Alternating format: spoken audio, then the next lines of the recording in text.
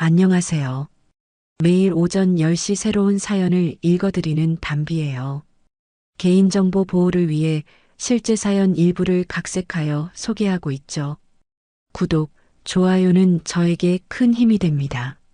지금부터 이야기를 시작할게요. 저는 44살 이도연입니다. 대기업 마케팅 임원으로 일하며 성공가도를 달리고 있었죠. 사람들은 제가 가진 것을 부러워했습니다. 높은 연봉, 넓은 사무실, 그리고 승진을 거듭하며 쌓아온 화려한 경력까지 말이에요. 하지만 집에 돌아가면 늘 무언가 답답함이 밀려왔습니다. 아내 서윤은 전업주부로 지내며 저를 기다리고 있었지만 저는 서윤과의 일상이 지루하게 느껴졌어요. 매일 반복되는 평범한 대화, 예측 가능한 저녁 식사, 그리고 특별할 것 없는 주말들이 저를 숨막히게 했습니다. 서윤은 항상 집에만 있었고 저와 나눌 수 있는 이야기도 한정적이었죠. 아이 계획에 대한 이야기나 집안일에 대한 소소한 불만들이 전부였습니다. 그런 저에게 변화가 찾아온 것은 대학 동창회에서였어요. 오랜만에 만난 대학 동기 하나가 제 마음을 흔들어 놓았습니다. 서윤과는 달리 자신만의 일을 하며 살아가는 여성이었고 저는 그런 모습에 강하게 끌렸죠. 처음엔 단순한 감정일 거라고 생각했지만 시간이 지날수록 그 감정은 더욱 커져갔어요. 야근을 핑계로 늦게 들어가는 날이 많아졌고 서윤과의 대화는 점점 줄어들었습니다. 결국 저는 돌이킬 수 없는 선택을 하게 되었어요. 아내를 배신한 것이죠. 성공에 대한 욕심이 저를 지배하고 있었습니다. 감정보다는 현실적 판단을 우선시했고 가정보다는 개인적인 성취를 더 중요하게 여겼어요. 제 인생에서 가장 중요한 것은 오직 성공뿐이었습니다. 그 무렵 서윤이 제게 말했어요. 여보, 제가 임신했어요. 평소 같았다면 기뻐했을 소식이었지만 그때의 저는 달랐습니다. 오히려 부담스럽게 느껴졌죠. 새로운 삶을 꿈꾸고 있던 저에게 아이는 걸림돌로 보였어요. 제 인생의 계획에 맞지 않는 불편한 변수였습니다. 아이가 생기면 더 많은 책임이 따르고 제가 원하는 자유로운 삶을 살 수 없을 것 같았거든요. 저는 서윤에게 차갑게 말했습니다. 이혼하자. 서윤은 당황했지만 저는 이미 마음을 정한 상태였어요. 재산 정리도 미리 끝내놓았죠. 모든 것을 제 명의로 옮기고 서윤이 가져갈 수 있는 것은 거의 없게 만들었습니다. 법적으로도 철저히 준비했어요. 변호사와 상담하며 제가 최대한 유리한 조건으로 이혼할 수 있도록 모든 걸 계획했습니다. 그렇게 저는 임신한 아내를 집에서 내쫓았어요. 그때의 서윤 얼굴이 지금도 기억납니다. 믿을 수 없다는 표정으로 저를 바라보던 그 눈빛 말이죠. 하지만 그 순간에도 저는 후회하지 않았습니다. 오히려 자유로워진 기분이었어요. 제 인생에서 불필요한 짐을 덜어낸 느낌이었습니다. 서윤을 내쫓은 후 저는 그녀가 아이를 지웠을 거라고 확신했습니다. 임신 초기였고 혼자서 아이를 키울 능력도 없을 테니까요. 그렇게 생각하니 마음이 한결 가벼워졌죠. 제 인생에서 복잡한 문제들이 깔끔하게 정리된 기분이었습니다. 불륜 상대와의 관계도 처음엔 달콤했습니다. 자유로워진 몸으로 새로운 연애를 만끽했죠. 고급 레스토랑에서의 데이트, 해외여행, 그리고 서윤과는 전혀 다른 지적인 대화들이 제게는 신선한 자극이었습니다. 하지만 그 달콤함도 오래가지 못했어요. 몇 달이 지나자 그녀도 저에게 식상함을 느끼기 시작했습니다. 처음엔 제가 기혼자라는 스릴을 즐겼지만 막상 이혼하고 나니 저는 그저 평범한 중년 남성일 뿐이었거든요. 게다가 직장에서도 소문이 돌기 시작했습니다. 동료들의 시선이 달라졌고 승진에도 영향을 미칠 것 같아 불안했죠. 결국 그녀와도 헤어지게 되었습니다. 도연 씨, 우리 이제 그만해요. 처음 생각과는 달라졌어요. 그녀의 차가운 목소리가 귓가에 맴돌았습니다. 모든 것을 버리고 선택한 사랑이 이렇게 허무하게 끝날 줄은 몰랐어요. 혼자가 된 저는 새로운 삶을 꾸려나가기 시작했습니다. 주변 사람들에게는 이혼 사실을 숨겼죠. 아내가 해외 출장 중이에요라고 둘러댔습니다. 아무도 진실을 알 필요가 없다고 생각했거든요. 과거는 과거일 뿐이고 저는 앞만 보고 살아가면 된다고 믿었습니다. 직장에서는 더욱 열심히 일했습니다. 개인적인 문제로 인한 소문들을 업무 성과로 덮어버리려고 했죠. 야근도 마다하지 않았고 새로운 프로젝트에도 적극적으로 참여했습니다. 성공만이 제가 살아갈 수 있는 유일한 방법이라고 생각했거든요. 서윤에 대해서는 의도적으로 생각하지 않으려 했습니다. 그녀가 어떻게 살고 있는지, 정말로 아이를 지웠는지에 대해서도 확인하지 않았어요. 알고 싶지도 않았습니다. 제 삶에서 완전히 지워버리고 싶었거든요. 가끔 문득 떠오르는 그녀의 모습도 애써 외면했습니다. 그렇게 10년이라는 시간이 흘러갔습니다. 저는 그동안 제 방식대로 살아왔고 과거의 일들은 모두 잊혀진 줄 알았어요. 하지만 운명이라는 건 참 알 수 없는 것 같습니다. 10년이 흘렀습니다. 저는 이제 회사에서도 어느 정도 인정받는 위치에 올라 있었죠. 그동안 서윤에 대한 기억은 의도적으로 지워버렸고 새로운 삶에만 집중하며 살아왔습니다. 그날도 평범한 출장이었습니다. 지방에서 열리는 마케팅 세미나에 강연자로 초청받았거든요. 지역 중소기업들을 대상으로 브랜드 전략에 대해 강의하는 일정이었습니다. 제게는 그저 일상적인 업무 중 하나였죠. 강연장에는 예상보다 많은 사람들이 모여 있었습니다. 지역 기업 대표들부터 마케팅 담당자들까지 다양한 사람들이 제 이야기에 귀를 기울였습니다. 저는 평소처럼 자신 있게 강의를 진행했죠. 성공한 기업인으로서의 경험담과 실무적인 조언들을 아낌없이 나누었습니다. 강연이 끝나고 나서 몇몇 참석자들과 명함을 주고받았습니다. 그 중에 작은 출판사를 운영한다는 여성이 있었어요. 정중하게 인사를 나누며 명함을 건네받는 순간 저는 얼어붙고 말았습니다. 명함에 적힌 이름을 보는 순간 심장이 멈춘 것 같았어요. 고개를 들어 그 여성을 다시 자세히 바라봤습니다. 10년이라는 시간이 흘렀지만 그 얼굴을 알아볼 수 있었어요. 바로 제 전처 서윤이었습니다. 하지만 예전의 그녀와는 사뭇 달라 보였죠. 자신감 넘치는 표정과 단정한 차림새에서 성공한 사업가의 모습이 느껴졌습니다. 더욱 충격적인 것은 그 다음이었습니다. 서윤 옆에 10살 정도로 보이는 여자아이가 서 있었거든요. 아이는 어머니의 손을 잡고 조용히 서 있었는데 그 모습을 보는 순간 제 머릿속이 하얘졌습니다. 설마 내 딸인가? 그런 생각이 머릿속을 스쳐 지나갔어요. 아이의 나이를 계산해 보니 10년 전 서윤이 임신했던 시기와 정확히 맞아떨어졌습니다. 저는 서윤이 분명히 지웠을 거라고 믿고 있었는데 말입니다. 서윤도 저를 알아봤는지 잠깐 당황하는 기색을 보였지만 곧 평온한 표정을 되찾았습니다. 안녕하세요. 좋은 강연 감사했습니다.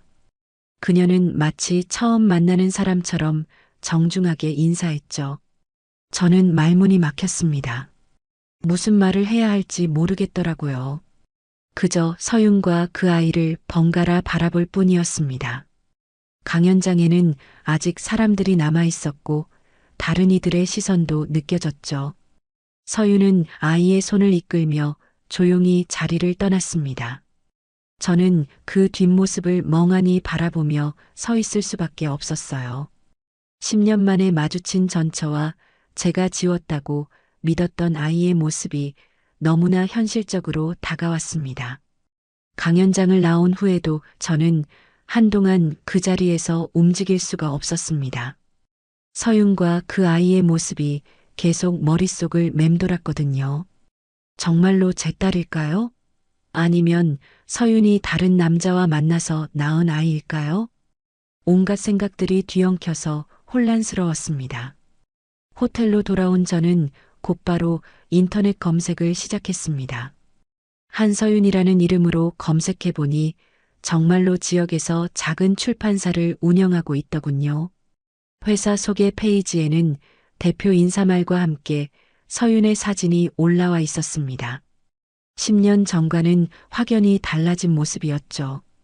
자신감 넘치는 표정과 성공한 사업가의 포스가 느껴졌습니다. 더 놀라운 것은 출판사의 성장 스토리였습니다. 10년 전 혼자서 시작해서 지금은 지역에서 꽤 알려진 출판사로 자리 잡았다고 나와 있었거든요. 서윤이 이런 능력이 있는 줄 몰랐습니다. 결혼했을 때는 그저 평범한 전업주부였는데 말이죠. 그런데 가장 궁금한 것은 그 아이에 대한 정보였습니다. 인터넷을 아무리 뒤져봐도 서윤의 사생활에 대한 내용은 거의 찾을 수 없었어요. 다만 몇 년 전 지역 신문에 실린 인터뷰 기사에서 혼자서 아이를 키우며 사업을 일궈낸 여성 CEO라는 표현을 발견했습니다. 그 순간 제 심장이 쿵쾅거리기 시작했습니다. 혼자서 아이를 키웠다는 것은 아버지가 없다는 뜻이었거든요. 그렇다면 정말로 제 딸일 가능성이 높아졌습니다. 아이의 나이도 10살 정도로 보였고 시기적으로도 정확히 맞아떨어졌죠. 저는 다음 날 아침 일찍 서울로 돌아가는 대신 그 지역에 하루 더 머물기로 했습니다.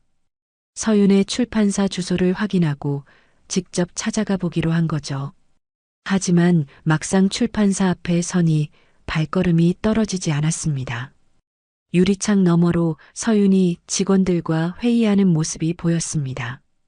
진지한 표정으로 업무를 논의하는 그녀의 모습에서 10년 전과는 완전히 다른 사람이 된 것 같은 느낌을 받았어요. 더 이상 제가 버린 나약한 여자가 아니었습니다. 몇 시간을 밖에서 머뭇거리다가 결국 용기를 내어 출판사 문을 열었습니다. 직원이 저를 맞으며 무슨 일로 오셨는지 물었죠. 대표님과 잠깐 이야기할 일이 있어서요라고 말했습니다. 잠시 후 서윤이 나왔습니다. 저를 보자마자 표정이 굳어지더군요. 무슨 일이세요? 차가운 목소리였습니다. 마치 완전히 남이 된 것처럼 느껴졌어요. 어제 그 아이 말인데. 저는 조심스럽게 말을 꺼냈습니다. 하지만 서윤은 단호하게 말을 끊었죠. 당신이 버린 건 저 하나가 아니었어요. 이제 와서 왜요? 그 한마디에 저는 할 말을 잃었습니다. 서윤의 눈빛에는 10년 전과는 다른 단단함이 느껴졌어요. 더 이상 제가 함부로 다룰 수 있는 사람이 아니었습니다. 서윤의 차가운 반응에 당황한 저는 그날 이후로도 계속 그 지역에 머물렀습니다. 호텔에서 며칠을 보내면서 서윤과 그 아이에 대한 정보를 더 알아보려고 했거든요.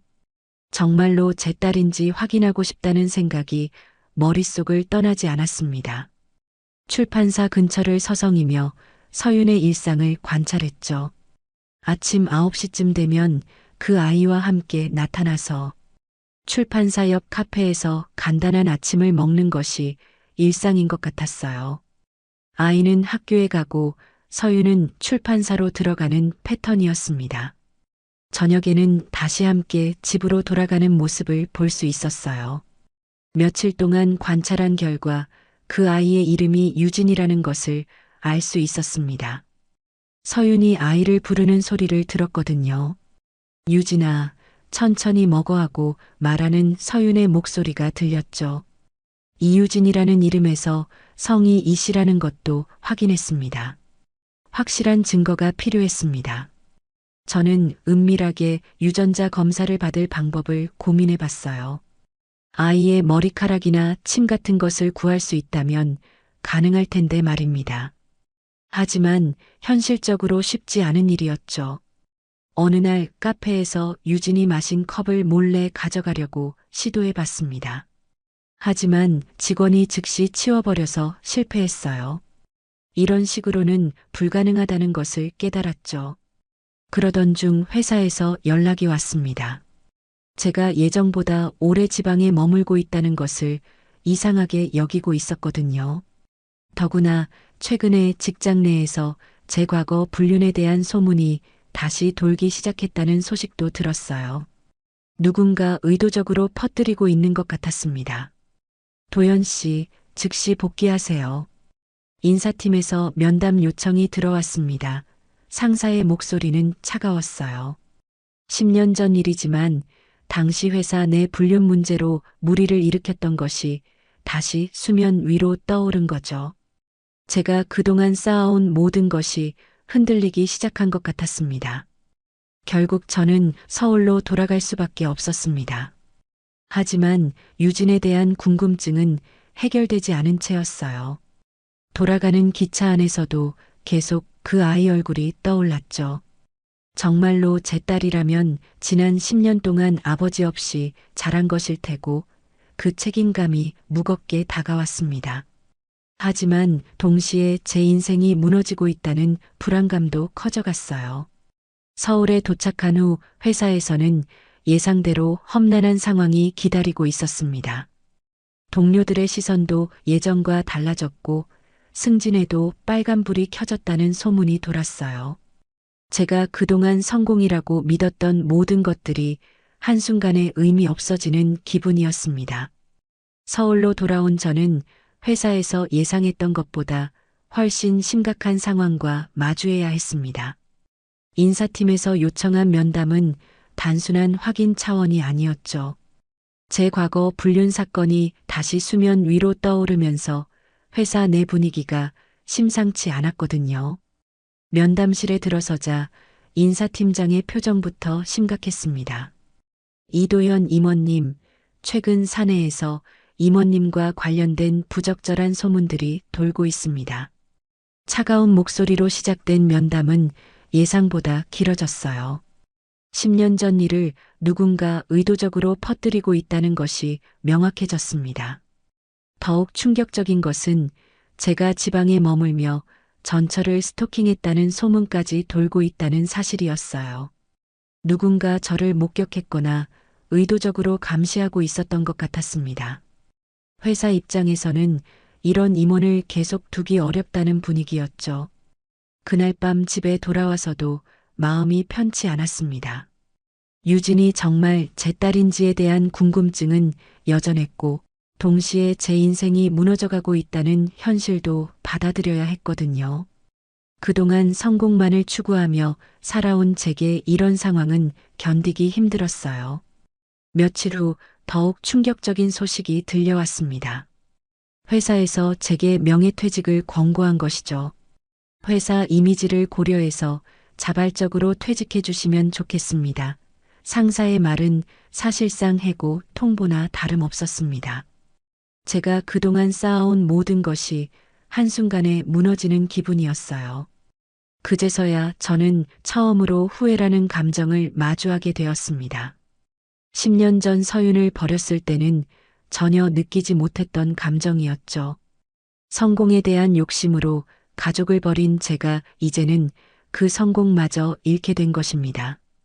아이러니한 상황이었어요. 밤늦게 혼자 술을 마시며 생각해 봤습니다.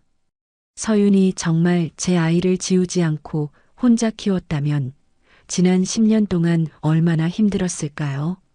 아버지 없이 자란 유진은 어떤 마음이었을까 하는 생각들이 꼬리에 꼬리를 물고 이어졌어요. 제가 버린 것은 단순히 서윤 한 사람이 아니었습니다. 가족이라는 소중한 가치, 책임감, 그리고 진정한 사랑까지 모든 것을 버린 거였죠. 성공이라는 허상에 매몰되어 정말 중요한 것들을 놓쳐버렸습니다. 더 이상 피할 수 없다는 생각이 들었어요. 제가 저지른 일들에 대한 책임을 져야 할 때가 온 것 같았습니다. 하지만 어떻게 해야 할지는 여전히 막막했죠. 서윤은 저를 완전히 거부했고 유진에 대해서도 확신할 수 없는 상황이었거든요. 그런 혼란 속에서도 한 가지는 확실했습니다. 제가 그동안 살아온 방식이 완전히 잘못되었다는 것이었어요. 성공만을 추구하며 다른 모든 것을 희생시킨 대가를 이제야 치르고 있는 것 같았습니다.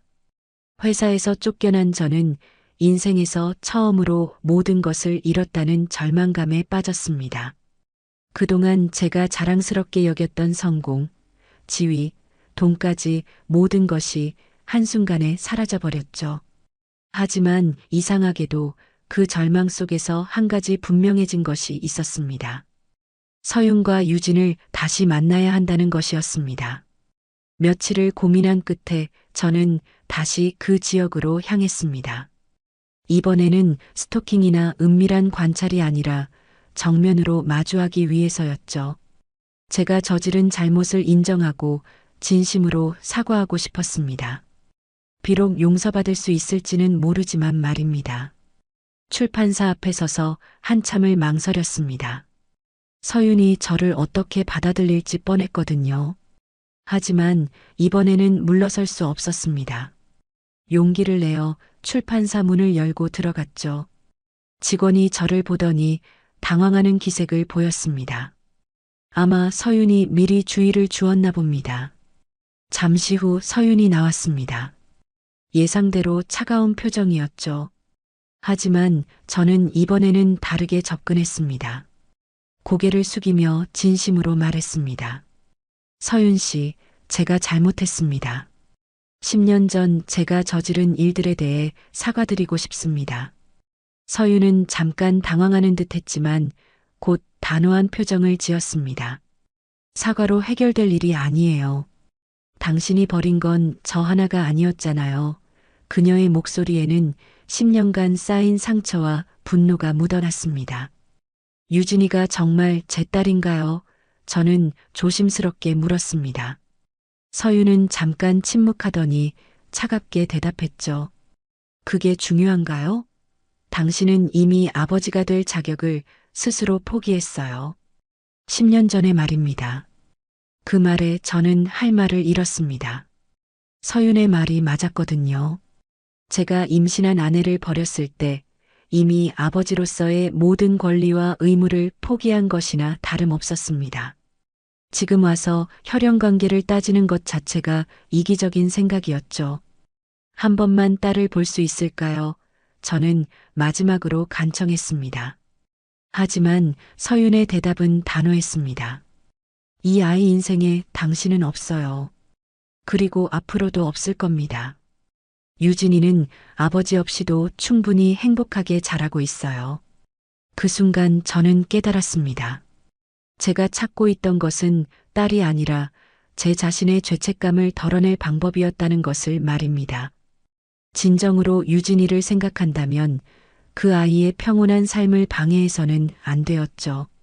서윤과 유진이는 저 없이도 이미 완전한 가족이었습니다. 서윤의 단호한 거절에 저는 출판사를 나올 수밖에 없었습니다. 그날 밤 호텔에서 혼자 있으면서 깊이 생각해봤죠. 서윤의 말이 맞았습니다. 저는 이미 10년 전에 아버지가 될 자격을 스스로 포기했던 것입니다. 다음 날 아침 저는 체크아웃을 하고 서울로 돌아가려고 했습니다. 하지만 운명은 참 묘한 것 같습니다.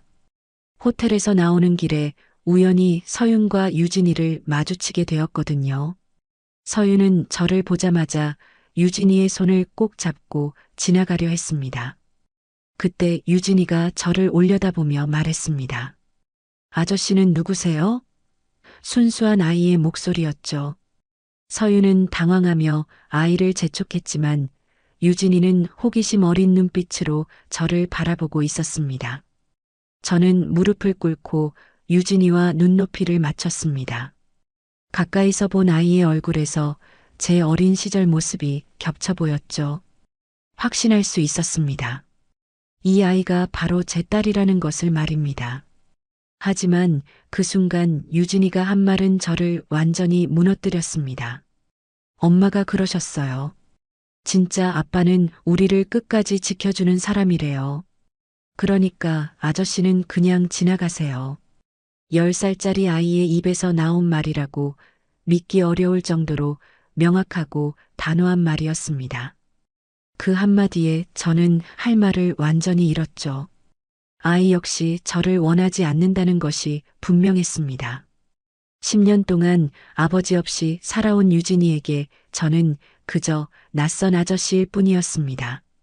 서유는 유진이의 손을 이끌고 조용히 자리를 떠났습니다.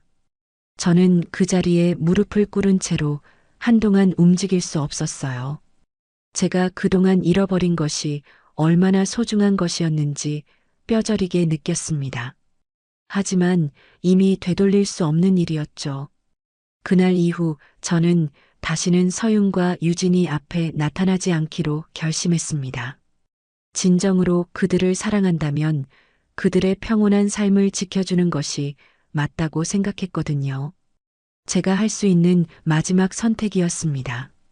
서울로 돌아온 저는 새로운 삶을 시작해야 했습니다. 회사도 잃고 가족도 잃은 상태에서 혼자 살아가야 하는 현실을 받아들여야 했죠. 버림의 대가가 이렇게 크다는 것을 이제야 깨달았습니다. 누군가의 인생을 가볍게 여긴 제가 결국 제 인생을 무너뜨린 것입니다. 한편 서윤과 유진이는 평온한 일상으로 돌아갔습니다. 출판사도 점차 성장하며 지역사회에서 더욱 인정받는 기업이 되어갔죠. 제가 없어도 그들은 충분히 행복했습니다. 아니, 제가 없었기 때문에 더욱 행복할 수 있었던 것 같습니다.